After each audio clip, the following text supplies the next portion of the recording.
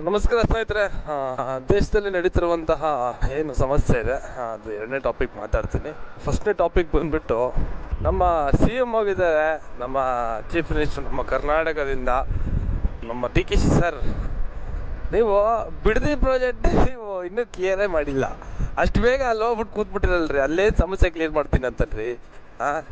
ಅದು ನ್ಯಾಷನಲ್ ಸಮಸ್ಯೆ ಕಣ್ರಿ. ಬರ್ರಿ ನೀವು ಸ್ಟೇಟ್ ಸಮಸ್ಯೆ ಕ್ಲಿಯರ್ ಮಾಡಿ ಬರ್ರಿ ಫಸ್ಟ್ ನಿಮ್ಮದು, ಆಮೇಲೆ ನ್ಯಾಷನಲ್ ಇಶ್ಯೂಗೆ ಕೈ ಹಾಕಿರಿ ಅಂತೆ.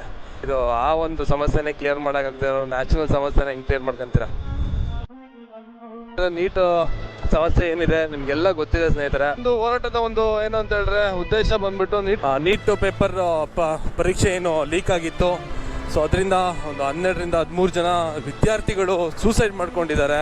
ನಮ್ಮ ಎಜುಕೇಷನ್ ಮಿನಿಸ್ಟ್ರಿ ಇದ್ದಾರೆ, ಅವರು ರಾಜೀನಾಮೆ ಕೊಡಲೇಬೇಕು ಅಂತ ಪಣ ತೊಟ್ಟಿ ಹೋರಾಟ ಮಾಡ್ತಿದ್ದೀವಿ. ಸೊ ವಿದ್ಯಾರ್ಥಿಗಳಿಗೆ ನಮ್ಮ ಸಪೋರ್ಟ್ ಎಂದಿಗೂ ಇರುತ್ತೆ. ಇನ್ನೊಂದು, ಇಲ್ಲಿ ಯಾರ ಸಪೋರ್ಟು ಯಾರ ಪಕ್ಷದ ಸಪೋರ್ಟು ಕೂಡ ನಾವಿಲ್ಲ. ಸೊ ವಿದ್ಯಾರ್ಥಿಗಳ ಸಪೋರ್ಟು ಮೇಯ್ನ್ ಆಗಿ.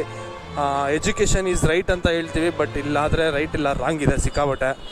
ಈಗ ಈ ಹೋರಾಟಕ್ಕೆ ಪಂಜಾಬ್ನ ರೈತರು ಕೂಡ ಸಪೋರ್ಟು ತಲವಾರು ಹಿಡ್ಕೊಂಡು ಸಪೋರ್ಟ್ ಮಾಡ್ತಾರೆ. ಪೊಲೀಸರು ವಿದ್ಯಾರ್ಥಿಗಳಿಗೆ ಹೊಡೆದ್ರು, ಸೆಕೆಂಡ್ ಬಂದ್ಬಿಟ್ಟು ವಿದ್ಯಾರ್ಥಿಗಳು ಪೊಲೀಸರಿಗೆ ಹೊಡೆದ್ರು. ಈಗ ಸಮಸ್ಯೆ ದೊಡ್ಡದಾಗಿ ಆಗೋಂಗೆ ಕಾಣಿಸ್ತಿದೆ ಸ್ನೇಹಿತರೆ. ದಯವಿಟ್ಟು ನೋಡಿ, ನಮ್ಮ ದೇಶದ PM ಸಾಹೇಬ್ರೆ, ದಯವಿಟ್ಟು ಈ ಒಂದು ಸಮಸ್ಯೆಗೆ ಪರಿಹಾರ ಕೊಡಿ, ನ್ಯಾಯ ಕೊಡಿಸಿ ಅಂತಲೇ ಕೇಳ್ಕೊಳ್ತೀವಿ. ಈಗ ಇನ್ನೊಂದೇನು ಅಂತ ಹೇಳ್ತೀನಿ, ಮೇಯ್ನಾಗಿ ಯಾರೇ ಪಕ್ಷದ ಹೋರಾಟಗಾರರು ಬಂದರೂ ಅವರು ಹೆಸರು ಗಿಟ್ಟಿಸ್ಕೊಳ್ಳೋಕ್ಕೆ ಇಲ್ಲ ಅಂತ ಹೇಳಿದ್ರೆ ಅವ್ರ ಪಕ್ಷದ ಒಂದು ಹೆಸರನ್ನ ಗಿಟ್ಟಿಸ್ಕೊಳ್ಳೋಕ್ಕಷ್ಟೇ. ನೀವು ಯಾವುದೇ ಕಾರಣಕ್ಕೂ ಅವರ ಒಂದು ಬೆಂಬಲ ತಗೊಳ್ದಲೆ ನಿಮ್ಮ ಹೋರಾಟಗಳಿಗೆ ನೀವು ಬದ್ಧರಾಗಿ ಅಂತ ಕೇಳ್ಕೊಳ್ಳೋಕೆ ಇಷ್ಟಪಡ್ತೀನಿ. ಜೈ ಹಿಂದ್, ಜೈ ಕರ್ನಾಟಕ. ಮತ್ತು ಆದಷ್ಟು ಬೇಗ ಈ ಒಂದು ಸಮಸ್ಯೆಗೆ ಪರಿಹಾರ ಸಿಗಲಿ ಅಂತ ಈ ಒಂದು ವಿಡಿಯೋ ಮೂಲಕ ಕೇಳ್ಕೊಳ್ತೀನಿ ಸ್ನೇಹಿತರೆ.